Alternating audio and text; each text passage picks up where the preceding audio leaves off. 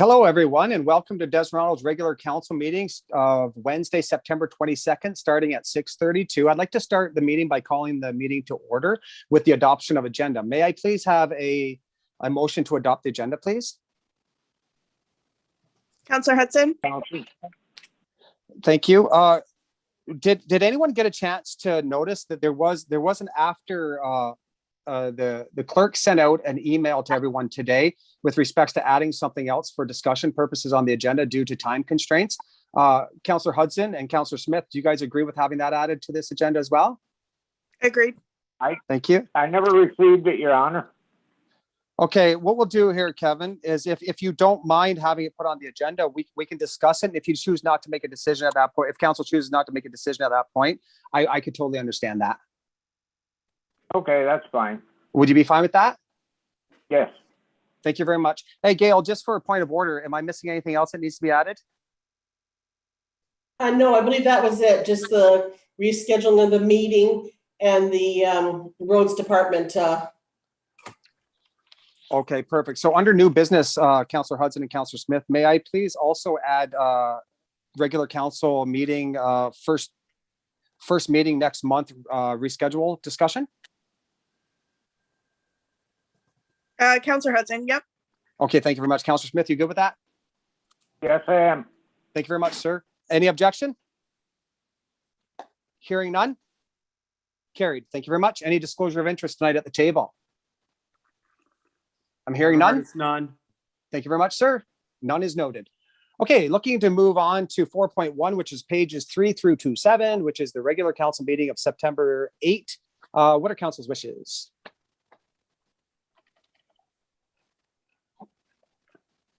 I move we accept the minutes proven to be true. Thank you very much. I have a move to accept the minutes. May I have a second, please? Councillor Smith. Thank you very much, Councillor Smith. Any discussion required? Any objection? I'm hearing none. It's carried. Okay, moving on to deputations and presentations. We have presentation 8, pages 8 through to 97, which will be a presentation by Dwayne Potter of Baker Tilly and Associates. Dwayne will be presenting the 2020 Town of Des Ronald financial statements and the audit findings within. So, Dwayne, thank you very much. Welcome to Des Ronald Town Council.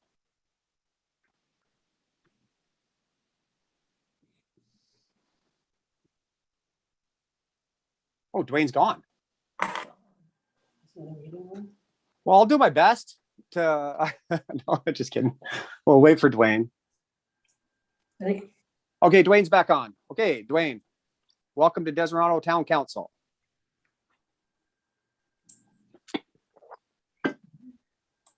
You are on mute, sir.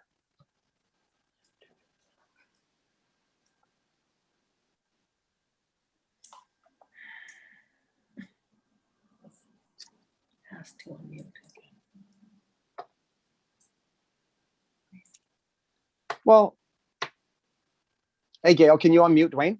We tried it. He has to do it on his end. Okie dokie. Dwayne, can you unmute yourself, please?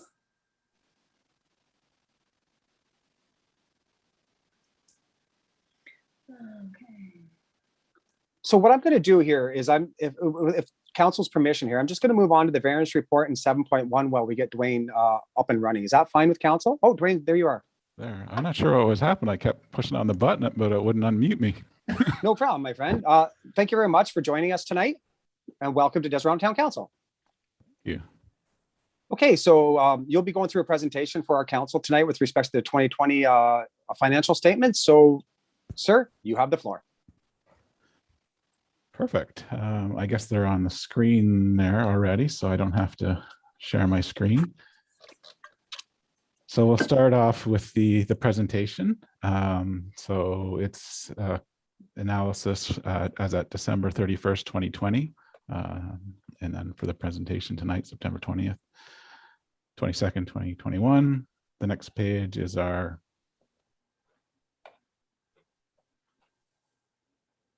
independent auditor's report. The audit report and the actual financial statements is in the same format that it has been in the past few years. It details out what we audited and the details of both council management's and auditors' responsibilities with respect to the financial statements. But the most important paragraph is the one that's included here, and it's our opinion that the accompanying consolidated financial statements present fairly in all material respects the financial position of the town of Deserano as at December 31st, 2020, and the results of its operations and cash flows for the year then ended in accordance with Canadian public sector accounting standards, which is the standards used for municipalities. And this is a standard, clean, unqualified audit report, and it's what council would expect to see as our report. Of course, if you have any questions, you can ask them as we go through. Thank you. The next page is the kind of just a brief summary of the procedures that we go through for our audit. We review the council minutes, both open and closed, to make sure there's nothing in there that hasn't been recorded in the financial statements. Substantive testing, we do sampling, analytical review, and test management estimates. And as well, we review the system documentation and related controls for all of the major revenue transaction streams, including revenues, disbursements, payroll, and journal entries. As an overall for the audit is complete pending a couple of things. One being the council approval of the financial statements, receipt of the signed representation letter, which is also dated today, and then the receipt of the legal letter that went out a couple of weeks ago. There wasn't any significant difficulties that we encountered during our audit. Our initial plan, as far as what we were testing, remained the same. Of course, we did it electronically and remotely. So we requested the information that we would normally just go to the drawers and grab. So that was a little bit of extra work for your staff and as well for us to coordinate all of that information back and forth. But we didn't have any issues there. We didn't have any disagreements or difficulties with management, and excellent cooperation from your staff, as mentioned. And then after the proposed entries that we went through with management, there wasn't any uncorrected audit differences that are outstanding. As far as the actual financial statements, included on your statement of financial position is your financial assets. And these are just balances as at December 31st. You've got your cash and temporary investment, 1.27 million. The main reason for the increase up from 814 in the prior year is there was several budgeted capital projects that didn't happen during the year. So those were budgeted for and included in your cash-based budget, and a lot of that was transferred into reserves so that you could have that money to spend in future years when those capital projects take place. Your taxes receivable decreased from prior, which is a good sign. Kind of the opposite from many municipalities, which have seen their balances increase during 2020. So that's a good sign. Your accounts receivable down slightly from last year. But the main reason for the decreases there, decreases in HST receivable. There was less expenses in capital projects near the year end. And last year, waste treatment plant grants receivable were received just after year end this year. So the balance will go down considerably next year as well, because there's not likely to be as many capital projects and grants related to those.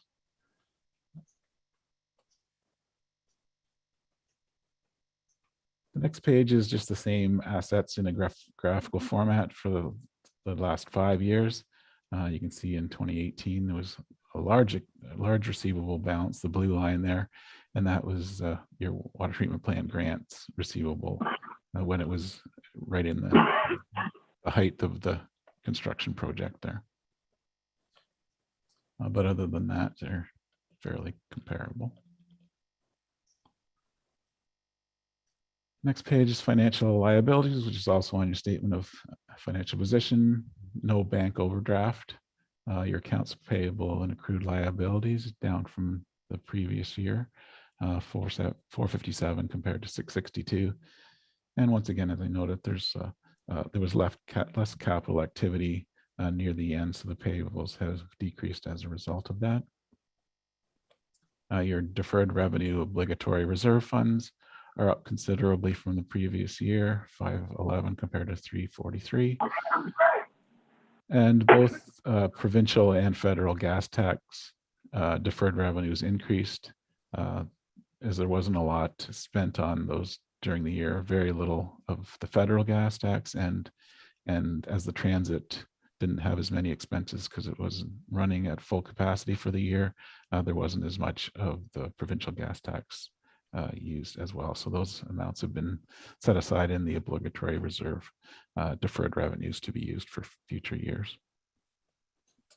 Your other deferred revenue, oh, I haven't flipped over yet. The other deferred revenue, 134,000 up from 48. The main increase there's a couple of things: 25,000 New Horizons grant and 50,000 of your OSIF grant was left as unspent during 2020 as well, to be spent in future years. Your long-term debt just down slightly, and that's just your principal repayments during the year. And there was no change in your liability for contaminated sites. Now this estimate for this is quite old now, so it might be something to consider getting a new estimate for that, or looking into that if that needs to be revised or not going forward. The next page, same amounts, just in a graphical format. And you can see the largest line there being the brownish line being your long-term debt. And as well, your accounts payable in 2018 up. That's the highest year there. And once again, that was when the construction of the water treatment plant was in it the highest. So those payables were higher in that year as well. And then they've come down since.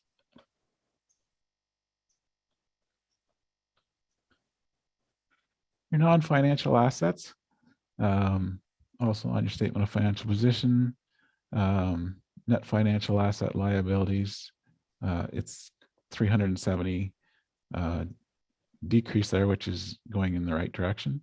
So that's better than 2019.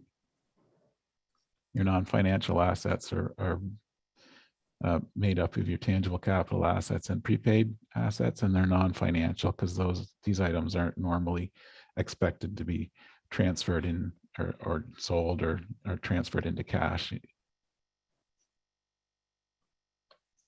The tangible capital assets decreased about 665,000 during the year, as there was only about 364,000 in tangible capital asset additions, but there was just about $1 million of amortization on all of your assets during the year. So that's why that decreased. And any years that you don't have a lot of capital additions and projects going on, that will decrease as well.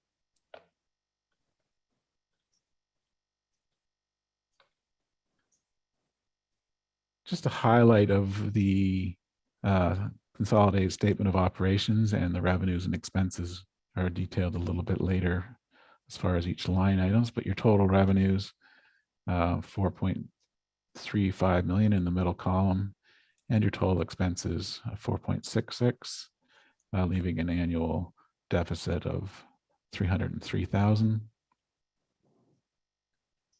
And taking off your beginning accumulated surplus of 21,151,000 to come up to your ending accumulated surplus, which is highlighted a couple of slides later, of 20,847,000.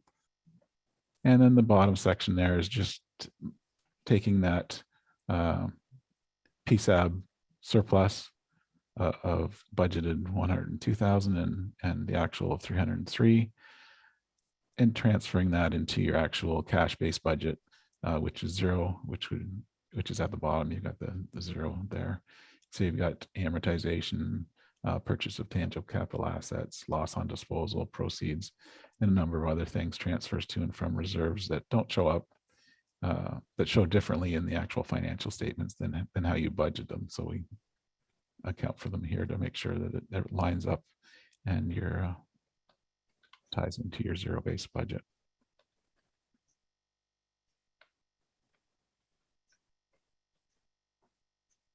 The next slide.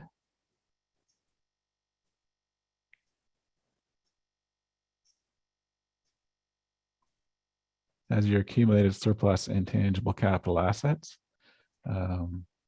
Just shows how your accumulated surplus is going up. But the main reason for that is also because your net book value of your tangible capital assets is going up, which is a major component of your accumulated surplus. And in all the years, the TCA is higher than your accumulated surplus, so it's not bouncing back and forth. So no major concerns there. The next slide shows your total revenues, expenses, and annual surplus for the last 5 years. You can see in 2018 and 2019, your total revenues were quite a bit higher than your total expenses because your grants for capital assets stay in your revenue, but your expenses, the tangible capital assets, gets pulled out and put into tangible capital assets. So you're going to have a big surplus in the years where you have major capital grants that you've got revenue funding for grants. And then 2020, you can see that your revenues are less than your expenses, mostly because the expenses include the amortization of all those assets that you received in the previous years. So any years you don't have a lot of capital additions, you're going to end up with the revenues less than your expenses because of that. So nothing to be concerned with as to why the revenues are less than the expenses in the current year.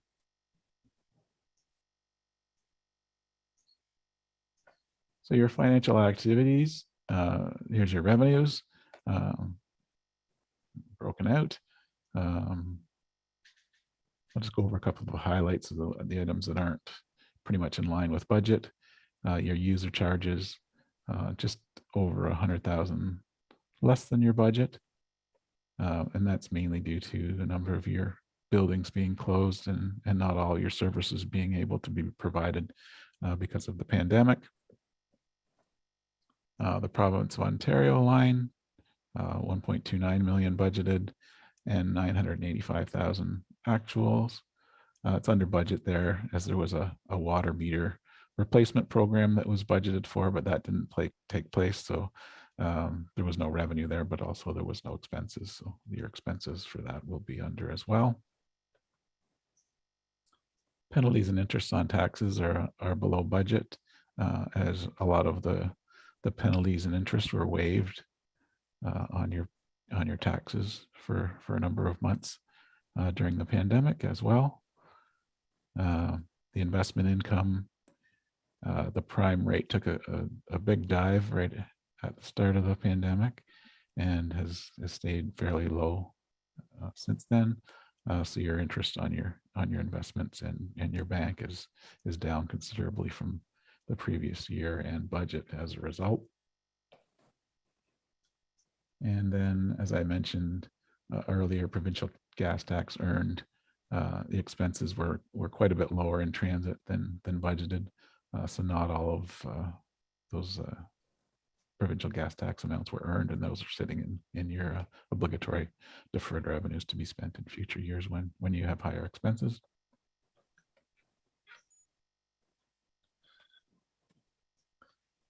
And the next slide just shows you kind of a pie graph of those revenues. So it's a little easier to see where your percentages are on those things. So your user charges and property taxes are pretty close to each other at about 33 or 34, 35%. And then your next largest revenue is your Province of Ontario grants at 22.6% of your revenues. And then you've got a whole pile of those small revenues on the right hand side there. Next slide shows your financial expenses. General government, a little bit over budget there. A lot of your additional COVID expenses are included there, as well as computer support and those type of things. Protection services is just a little bit under budget. Transportation services, it's under budget, and about 100,000 of that under budget relates to the reductions in transit. Your environmental services is just slightly under budget, as well your health services. Your recreation and cultural services, quite a bit under budget here, and that's due to your building closures and not having all of the normal expenses for running various programs. And then your planning and development is fairly comparable to budget as well. And the next slide has the same thing in your pie graph. You can see that the transportation, your environmental services is your highest expense at 38.4, and then transportation at 20.4, and then three fairly comparable, your recreation, your general government, and protection services all around 12 to 14%.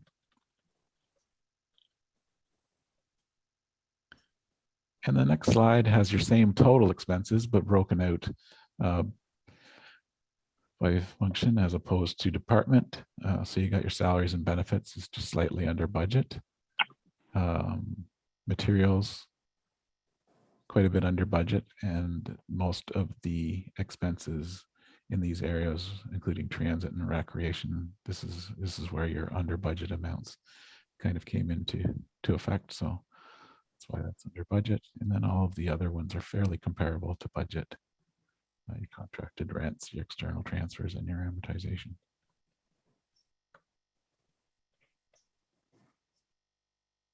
And then once again, just broken out in a pie graph.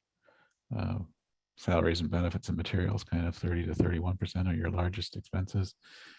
And then amortization, 22%, which is just, it's not an actual cash item, but it's still a fairly large expense because you've got a lot of assets and a lot of new assets with both your waste treatment plant and your water treatment plant that are fairly new assets. So those are fairly large amortizations.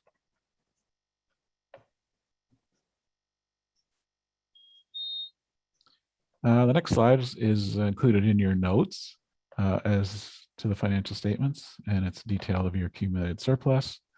The top section being your surpluses, including the invested intangible capital assets of 19.19 million, which is the bulk of your surplus type items. And then you've got an operating deficit of 192,000, up slightly from 156 in the previous year.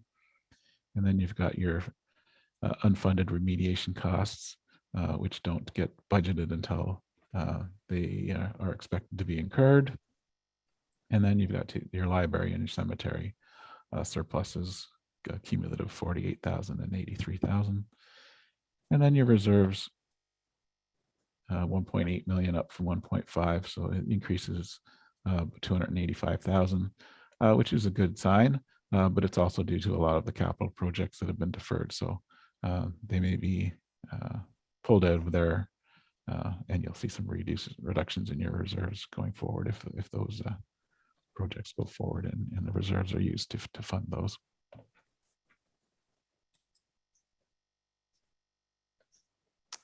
And then it's kind of a graphical representation. So your water and sewer reserve is your largest reserve, and in 2016, and still a lot of that was used in the construction. So it's kind of gone up and down since, but still one of your larger reserves at 2020. And then you've got your working funds, which is your largest reserve in 2020. And then your future capital, slightly less than your water and sewer reserve.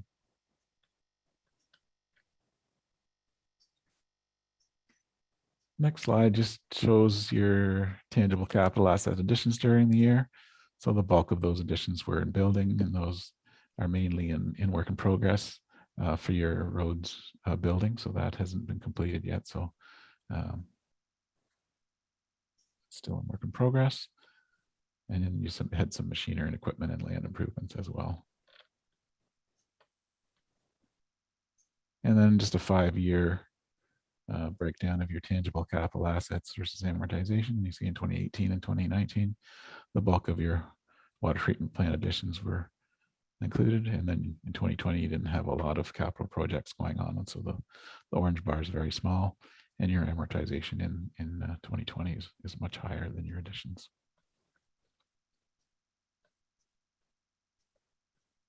Next slide is your tangible capital assets, average useful life. So it kind of just gives you a flavor of your asset types and how old they are. So your roads, vehicles, roads, and water and sewer systems kind of are the oldest type assets. And the buildings and machinery equipment are kind of your newest assets. And the bulk of the water and sewer wastewater treatment plant and water treatment plant additions and assets are included in the buildings and machinery equipment. See, that's why the water and sewer system is still fairly old, because that mainly just includes the actual piping and that type of the actual infrastructure under the ground, which wasn't replaced. And then the last slide is your net financial assets 5-year trend. Kind of goes up and down as based on your tangible capital asset as well. So still much better in 2020 than it was in 2019. So it's going in the right direction after.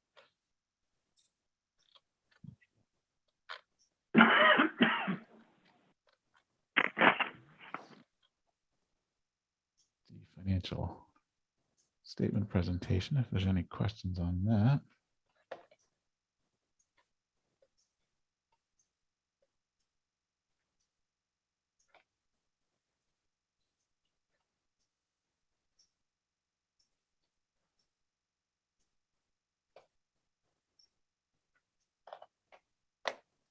So any questions from anybody at the table?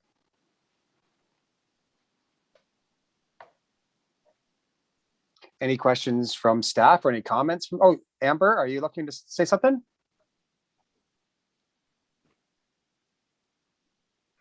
I thought it was a well put together presentation, and I learned a lot from it. But I don't have any pressing questions. Thank you very much. So from a staff perspective, there's nothing that seems to jump out at anybody. There's nothing that scares anybody. It looks pretty straightforward. Anybody else from council have anything they'd like to comment on? If not, we'd like to thank Dwayne for his presentation tonight, and I will take a motion to accept. I've got it with Councillor Hudson. Counselor Smith. And a seconder with Councillor Smith. Any further discussion? Any clarity required from Dwayne or any of staff member? I'm hearing none. Carried.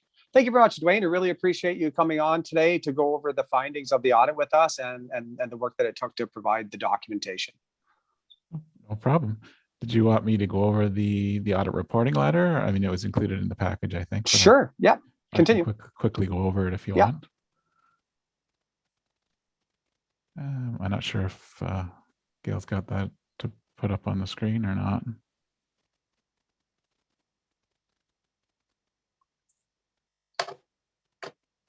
What, the management report letter, Dwayne? The post-audit reporting letter. It's on our letterhead.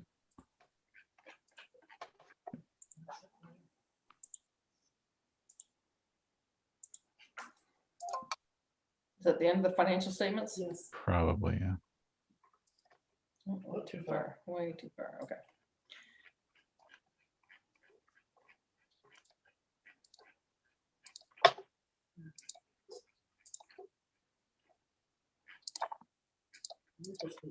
There we go. That's it there.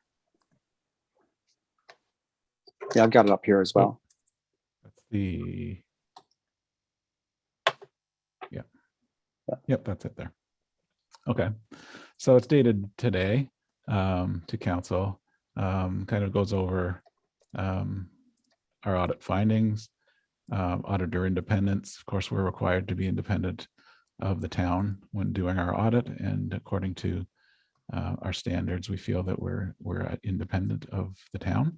So it's documented there. The independent auditor's report. We anticipate that it'll be issued as it was presented in the draft financial statements included in your package without modification. Evaluation of internal controls.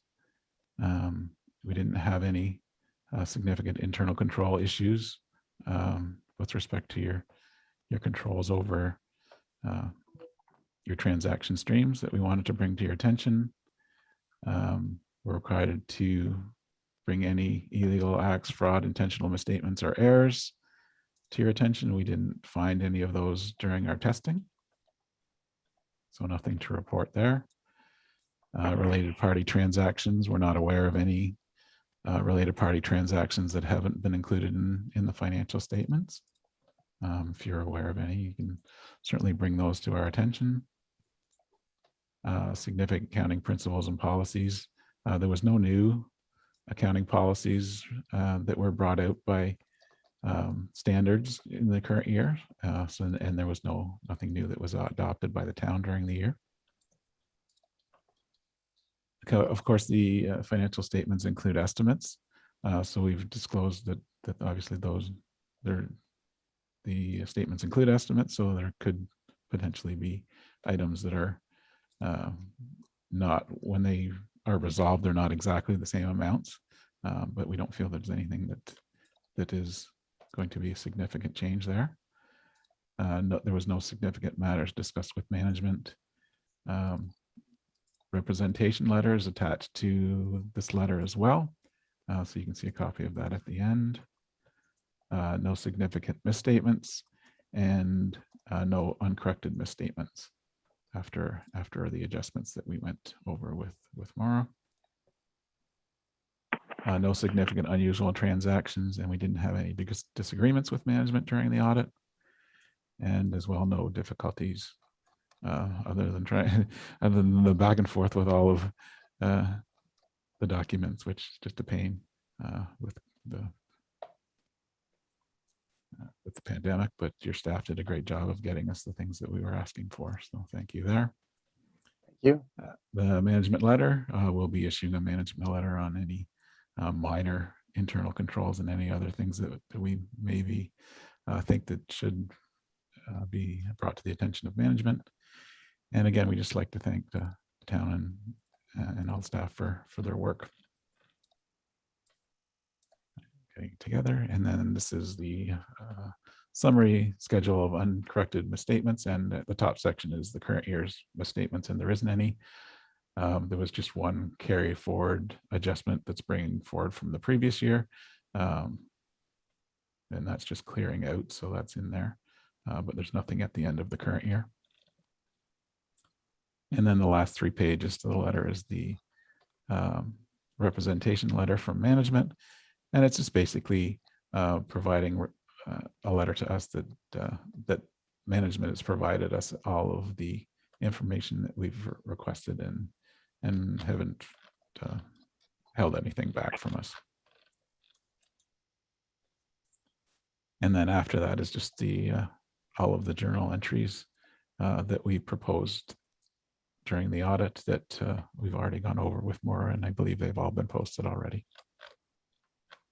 Thank you. And that's it, unless there's any questions. Perfect. Once again, council, any questions for Dwayne? Any comments? Gail, just to circle back for a second, I got a motion from Councillor Hudson, seconded by who? Councillor Smith. I believe, yeah, that's what I thought. Did I call an all in favor on that one? Yes. Okay, thank you very much. Okay, Dwayne, I guess there's nothing else for you. Council doesn't really have any more questions for you. It's pretty straightforward. We've gone down this road a couple times with you. So If there's no more other comment from council, yourself, or from staff, I'm going to bid you a farewell, or you can stick around and listen to the rest of the meeting. It's up to you. I think I will go home and have something to eat, but thank you. Okay. Well, enjoy your dinner, sir. All right, Thank you very much for your having me. time. Thank you. Yes. Thank Bye. you. Take care.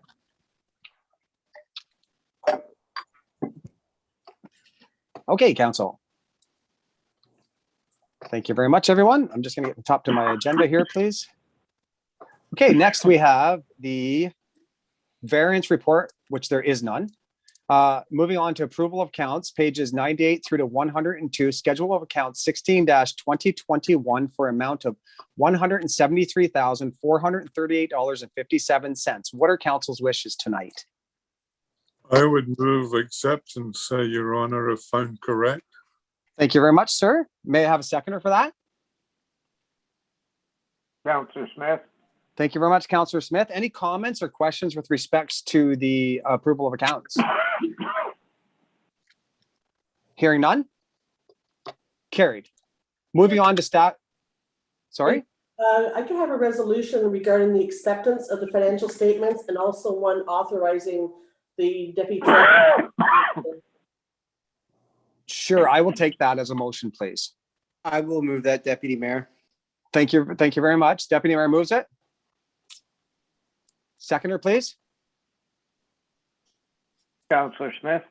Thank you very much, Councillor Smith. Any further comment? Hearing none? It is carried. Thanks a lot, Gail. Moving on to staff reports 8.1, 103 through to 106, the BISB August 2021 report. Council's wishes, please.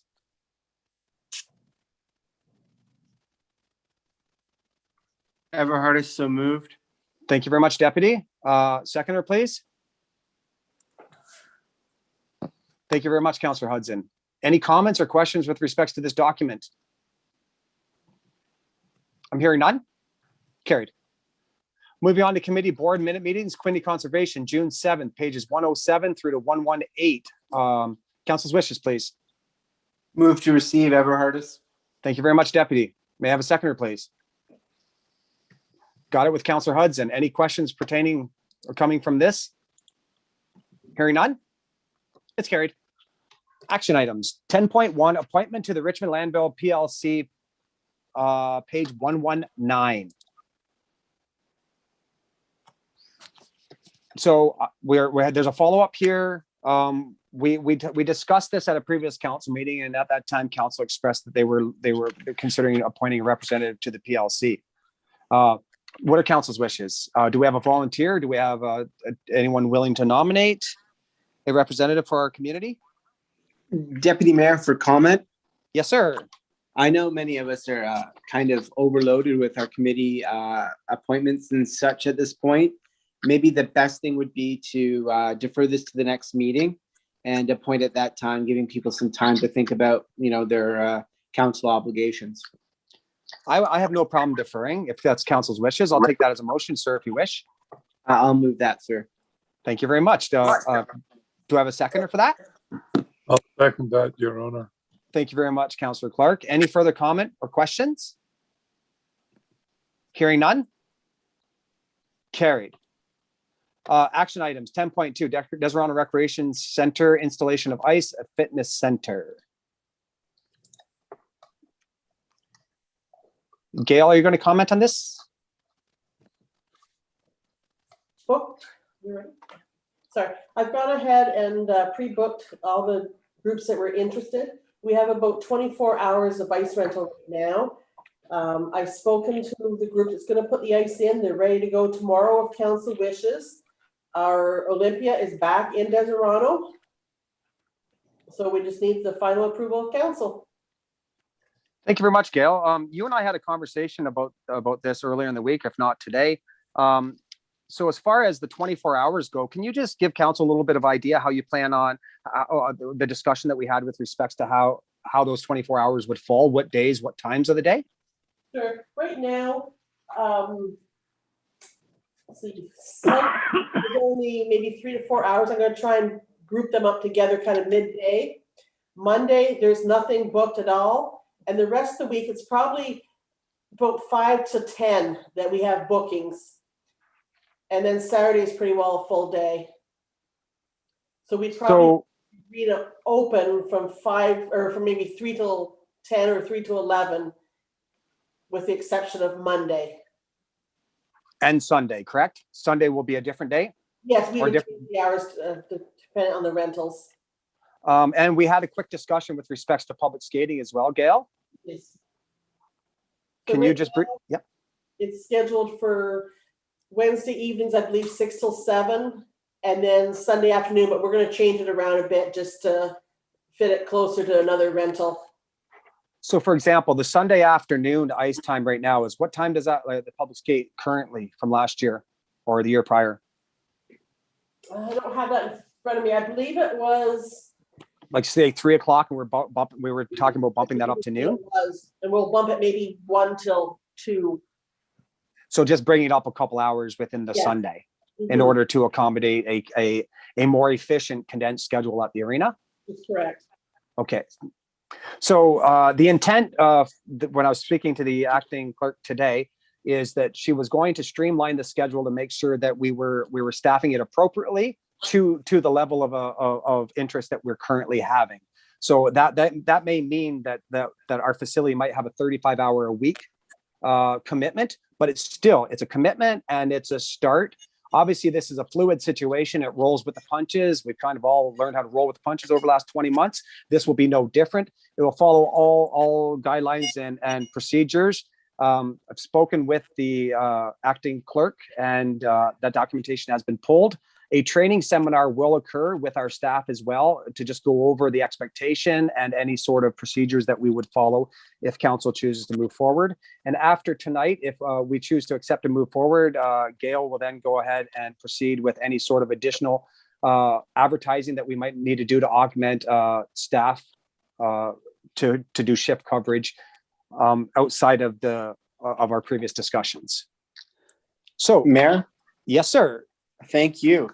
I just want to first of all commend staff for executing council's wishes. I think in the spirit and the letter, I had the opportunity to see the schedule today when I was into town hall to grab some papers, and I've never seen it so efficient, which I think is going to be really important for the longevity of the facility. We all know that we have the financial pressures on top of COVID with our facilities, so the efficiency is fantastic. I appreciate the efforts that went into that, and I think today, as we're greenlighting this opening for the ice, I think this makes it important that the community knows that their dollars are continually being invested wisely. I think that audit report has shown again that Deseron is moving in the right direction, and this is another thing that we are working to get the maximum efficiency out of. And thank you to staff for doing that. This is very good. And to those who are interested in listening, there is still ice time available. It'll be booked efficiently back to back to another ice time.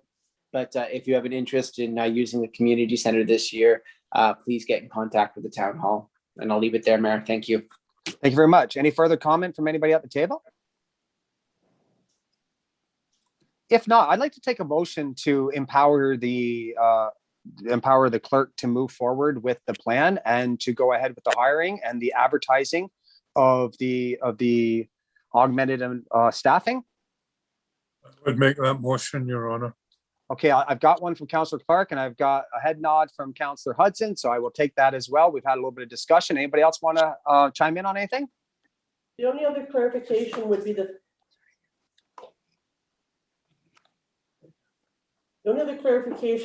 fitness center. At this What point, further clarification is required at this time on that one, Gail?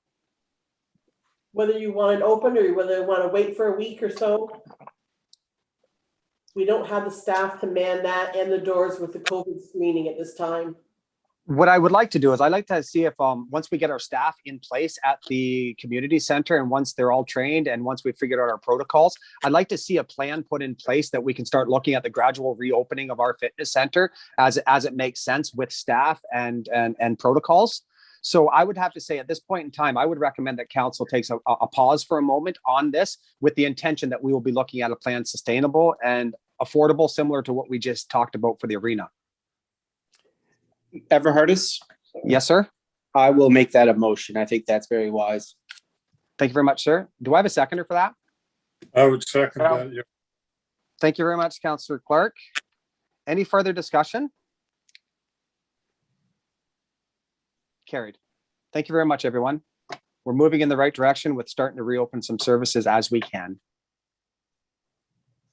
Okay, we have action items we have items requiring no action, information items 11:1 through to 11:3, pages 120 to 126. I can take it all as one if council wishes. Yes, I got a head nod. I have a head nod from Councillor Hudson. Deputy, are you seconding that or do you have comments, Yeah. sir? I'm seconding. Thank you very much. Any further comments or questions? I'm hearing none. Carried. Okay, moving on to 12.1. Here's an item that I've been talking with the clerk about over the last few days, and something we want to throw on the table. I think the community is anticipating this action item, and I believe that the clerk will be able to report out some movement in this area. I'm pretty excited about this, pretty happy about it. So Gail, if you can comment a little bit on the large item cleanup day 12.1 and the proposal that's being discussed at this point in time. I've spoken to the Public Works Department, and at this point, the only weekend that would be available to them would be the 23rd of October. Being how they're down staff, I think maybe we could pick up a couple of helpers for the day, possibly from our fire department, to assist. And we'd have the same type of setup where we have the bins for the different products and that type of thing. Thank you very much, Gail. Does council have any comments? Everhardis, Yes, sir. could we have the fee schedule brought back to us for the next meeting? Just to see the update of what we charge for this. This is where our, and I know it's appreciated by the community, but this is where our waste budget line gets moves away from cost recovery. And, we were very much, we had a little bit of flack about moving the bag tags to $3, and the justification is cost recovery. Large item day costs us, and it's not on a cost recovery basis. So just so we can have that discussion at the next council meeting, I'm fine moving ahead with it on the 23rd. It's been almost, a year and a half since we've had one, and it's definitely needed. But we might want to take a look at the cost recovery part. Thank you. Sure. I think that's great. Let's bring the fee schedule back. Anybody else have any comments? Councillor Hudson. I am really excited that this is a line item tonight. I think the community is going to also be very excited. It's one of those perks of living in Deserano that we have our large item day every year. And I know there's a few things in Deserano that make us us, and I'm really excited to see this getting back on the table. And I think people are going to be excited. And for me, it doesn't matter what weekend it is. I think people will make themselves available. Thank you very much. Anybody else at the table? So is it in agreement that we are going to tentatively proceed with the October 23rd date? We're going to bring the fee schedule back. At that point in time, will we start the advertising process after we've reviewed the fee schedule? I think you can start a soft advertising process right now with the date. That's not going to change. And then we can get the fees out there as soon as council reviews them. Okay, so I will take a motion that the fees come back to the table for discussion and that we move forward with authorizing staff to proceed with a large cleanup day for October 23rd. May I have that motion? Got it from Councillor Hudson Counselor Smith, and seconded by Councillor Smith. Any further discussion required? Hearing none? Carried. No notices of motion tonight. Moving on to announcements. First person I see Councillor Hudson. Do you have any announcements for this evening? No huge formal announcements. I'm hoping everybody is having a great start back to the school year. I know it's one of our first meetings back where we can advertise and support our families and what they're doing. So I hope everybody is being safe and healthy, and I just wish all the best for the community as we continue to move forward out of the pandemic. Thank you very much.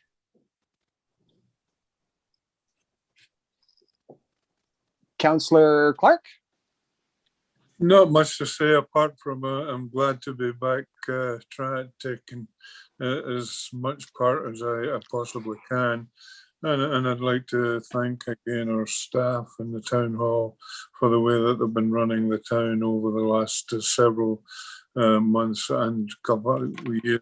And also I'd like to thank council for the way that they've been conducting themselves and looking after this town. I really am appreciating, I don't want to get too sentimental, but I'm appreciating council more and more when I wasn't able to be present, but I heard what was going on, and I am really impressed with this council and also our two female staff members in the town hall. Thank you very much, sir. And Norm, truthfully, we're glad to have you back. We're glad to have your input, your wisdom. Just hearing your voice, it really helps. So thank you very much, sir, for attending when you can. We do appreciate it. I'm just going to make a quick note. I have to call a point of order on myself, and I will. I'll go back. I missed items, the addition to the agenda 12.2 and 12.3. Sorry, we'll go back and discuss both of those. I'm going to finish with the council member statements with the deputy mayor next, please. Thank you, Mayor. I just would like to update council. The staff from Quiddy Conservation has met with us in August. They have provided revisions to the shoreline planting plan. Currently, the plan will be revised so that the planting occurs within the current no-cut zone. Large natural areas where people can access the water exist and they will not be planted, but it's going to definitely augment the shoreline, and that has been greenlit by council on several occasions, and I'm pleased to report will be undertaken this October. So some improvements to our shoreline in Centennial, Arctic Gardens, and the lot on the end of Mill Street. So that's excellent news. Thank you for your support through the budget process and throughout the year on that, town staff and council.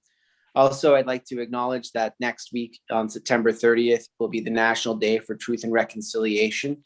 I hope all residents consider our important relationships with Indigenous people in our region and take the opportunity to think about the important things that we need to be thinking about on that day. And that's where I'll leave it tonight, sir. Thank you very much, Deputy.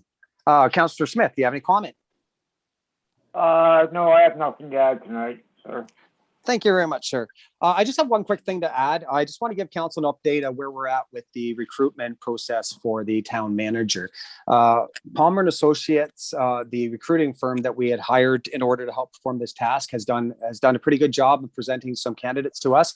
The deputy mayor and I went through the interviewing panel last week, and I'm drafting together. We are drafting up a presentation for council that I'd like to get in council's hands, outlining the proposed next steps and the findings that we had throughout the interviewing process. We're actually quite enthusiastic about what has happened, the conversations that we've had, the work that everyone has put into this. So we're very excited about sharing with council.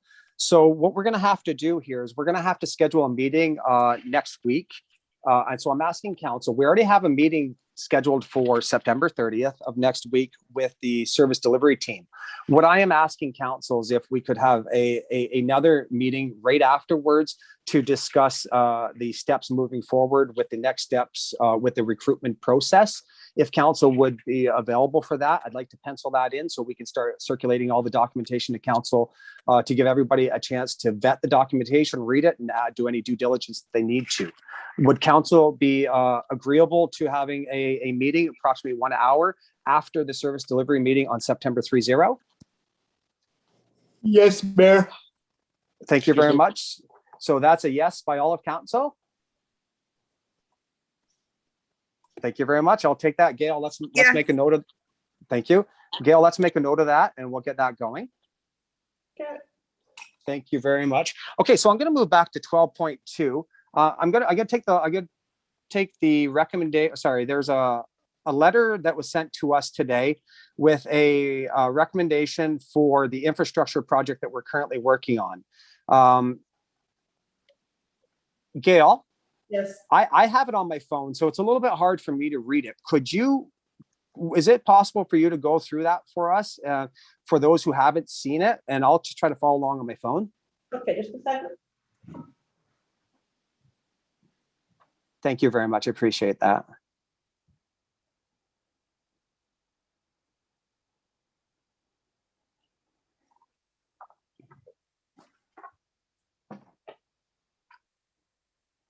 Traditionally, we don't like to do this to council, but this one here, we're under a little bit of time constraint, and it kind of, and it's definitely worth putting in front of council tonight. That's why I approved for this to go on.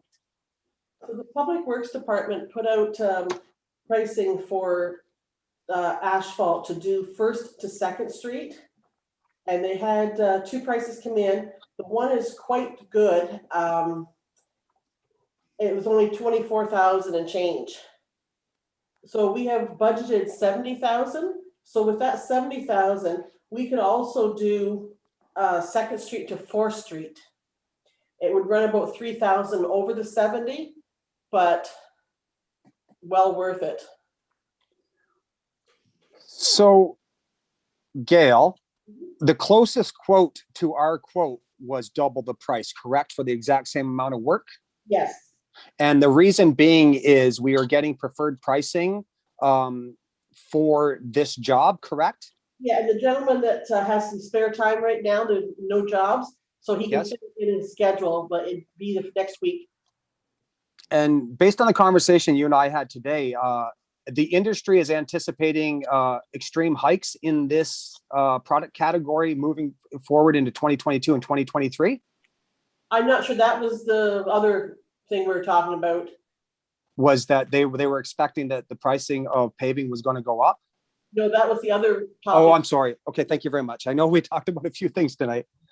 Thank you very much. Okay, so so that's the ask. We budgeted for 70,000. It'd be 73,000, but we'd be able to get another street in there. Like I said, it was worth bringing to council's attention for tonight. Anyone want to start the conversation? Eberhardus. Okay, Thank you. I went in today to see the quotes, and I have to agree that there's some good value for money. If we're doing this next week, we need to notify the residents on Thomas Street between First and Fourth Street, because that's gonna, or Second Street. Sorry, how far are we doing? First to, Possibly First to Fourth. yeah, it always confuses me without the Third Street in Deseronto. That's, how far are we really going? Okay, so that's a lot for sure. As long as the residents are notified, because we do have issues with parking in that area. We all know that. As soon as we green light it tonight, I would love for that information to go out as soon as possible. But yeah, I'm in support of this for the sort of, just under 80,000 to get these two streets, this two lengths of street completed. thank you very much. We definitely do have parking constraints in that area. Is there any way that we can help alleviate the residents that live in that area? We have municipal land where they could park in the interim, or how long are they going to be displaced during this process? I imagine it wouldn't be more than a couple of weeks, possibly even just a week. There's always the community center or Main Street, it has to be. Right. Yeah. I'd like to offer some sort of opportunity for them to park their vehicles somewhere during this period of time if we could. In addition, I agree 100% with the deputy mayor. I'd like to get the advertisement out to them, even if it's like a personal address to them, as well as our Facebook, making sure that those who don't have Facebook also will be aware of it. So maybe we can send letters out to that area of town indicating that we will be doing construction during this date. Give them any key numbers that they can contact during that period of time if they have any issues moving their vehicles or any sort of other related issues during this time. I would appreciate that as well. So we've had some discussion from the deputy. Anyone else have any discussion with respects to the request? If not, I will take a motion from somebody. Mayor, I have one Yeah. more concern. Sure. We have other things right now that need to be done with our public works staff. I know in the past they've helped pitch in to do some of the work, but I'm hoping this time that this includes the fact that it's Fitzgibbon staff completing the project, and that we are getting Fitzgibbon to pay for flagging and such like that. We have things that need to be done. We have outstanding motions that need to be fulfilled, and I would hope that we're able to go forward with that. Gail, do we have comment on that at this point in time, or can we just make that a suggestion? I can suggest it. It may cost us quite a bit more to have a flag person come in. If We could also close those streets as well. They are, although important, they are, streets that can be closed off. They're not to Main Street or Dundas Street. So that might even be part of the process anyways, Deputy. They may be closing off. So if Yeah. if that is council's request, the clerk also just said that she would make that request. Thank you. Any other comment from council? I can just say I'm happy to see construction going again in the town. I'm happy to see an opening plan for the arena, a tentative opening plan. I'm happy to see that we're talking about large cleanup day again. I'm very pleased. So with that being said, do I have a motion from the deputy? Do I have a seconder? I would second that, Your Honor. Thank you very much, Councillor Clark. Do I have any further discussion here? Councillor Hudson. Maybe it's just kind of like a side comment, but I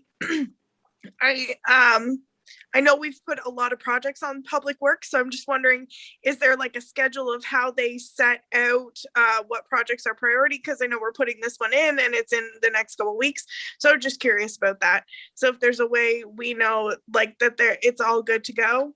Does that make sense?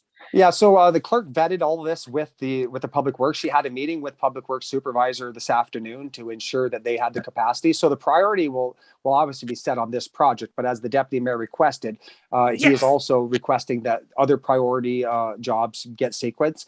I believe today that the clerk is also working with the public works staff to make sure that they have the proper amount of staff in place to perform those duties that you're discussing.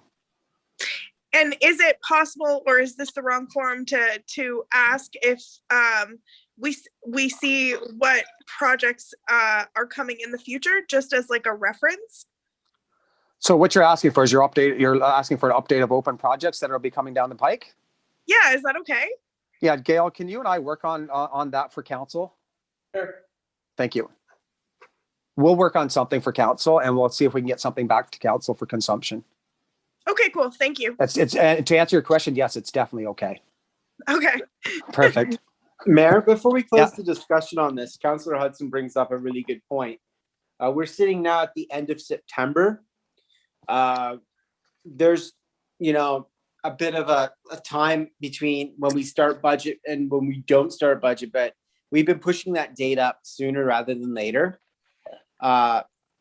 I want to give staff tons of head time in compiling the 2022 budget because I think it's important that they do. And I also would love to encourage us to start looking at a 2-year budget cycle. So we're looking at things 2 years down the pipes. We won't be sitting at this table in 2023. Another council will have the honor to serve, but to have a temporary or a provisional costed budget for that new council, it would be up to them to execute it or not. But to have that level of transition plan would be, I think, a great advantage to anyone planning to serve in 2023. I think if we can have that discussion maybe at the next meeting about how we're going to go forward with capital and operating. I know capital especially is long-term planning based on asset management. I think we can start our budget earlier. And I think you and I have both indicated a desire to do so. And I'm sure the rest of council would like to get that project started sooner rather than later. So if we can have that and I guess that'd be a notice of motion that we have our first discussion about budget timelines at the next meeting. I think that might be a good thing. Sure, I would say I would accept that as a motion to put that on the table for discussion at the next meeting for sure. May I have a seconder, please? I've got it from Councillor Hudson. Thank you very much. It's on the table for discussion next meeting. Thank you, sir. Thank you very much. All in favor?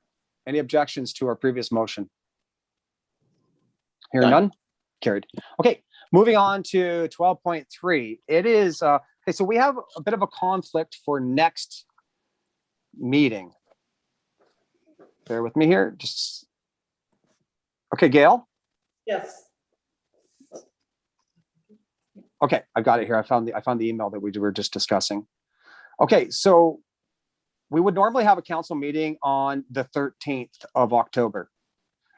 Due to staffing holidays and whatnot, we're not going to be able to actually do that. So the next available date would be October 6th would be the most appropriate date that we could get one in there. How does council feel about October 6th? That would give the clerk the opportunity to present the agenda to us with enough time for our consumption and everything. Mayor, I might be a Yes. little late to that, but I could make it work. I have a 4 o'clock that day.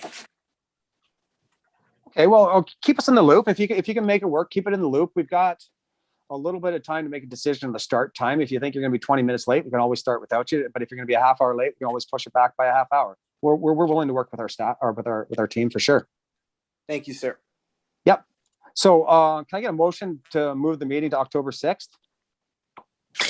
Counselor Hudson, I would move that. The 6th works for me as long as it works for everybody else. Well, I'll throw it on the table to find out. I got you as a mover. Do I have a seconder? Everhardis. Counselor Smith? Are you all right with that one, Kevin? Yes. Okay, perfect. How about you, Councillor Clark? Yes, that's fine. Perfect. Let's move it to October 6th. Thank you very much, Council. What yeah. time would it start, Your Honor? Currently, we're gonna aim for 6:30, Councillor. Okay, thank you. Gail, if you can just reiterate, circling back to September 30th meeting, can you just let everybody know that it is an in-person meeting? It's at the town hall and it's 5:30? Yes. Thank you. September 30th. Councilor Clerk, if you cannot make it, we'll definitely bring you in we can bring you in by Teams or Zoom, or we can bring you in by some sort of telephone like we have in the past. But please work with Gail to make sure that if you choose to participate in it or even just listen, that you're able to do so, okay? Okay, thank you. Thank you, sir. Okay, moving on. Bylaws 127 through to 128. It's bylaw 5321 to remove the H on Main Street property. Everhardis, so moved, read a first, the second, and third time. Thank you very much. Do I have a seconder for this? Got it with Councilor Hudson. Any questions? Any objection? None and none. Carried. Okay. I gotta move to the top of the agenda again. Sorry, guys. Okay. Pages 129 through to 130, item 15.2, 54-21, removal of H Green Street property. Council's wishes.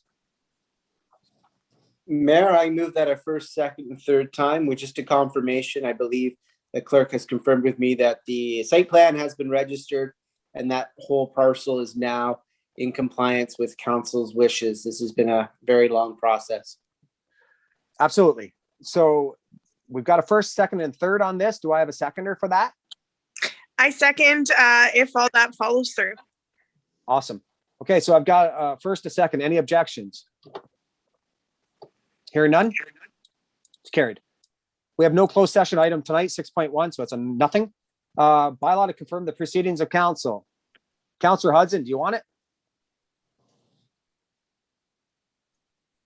Sure. Bylaw to confirm the proceedings of regular council held on the 22nd day of September 2021. First, second, and third time read. Seconder, please. Counselor Smith? Thank you very much, Councilor Smith. I assume no objection? None. Hearing none? Thank you. Just before I leave, Gail, did I miss anything? No, I think we've got everything. Great. Okay, everyone. Thank you very much for participating. Really appreciate it. See everybody on September 30th. We will be circulating some documentation to you prior for the meeting that's going to follow after the service delivery meeting. So please watch for that. And motion for adjournment.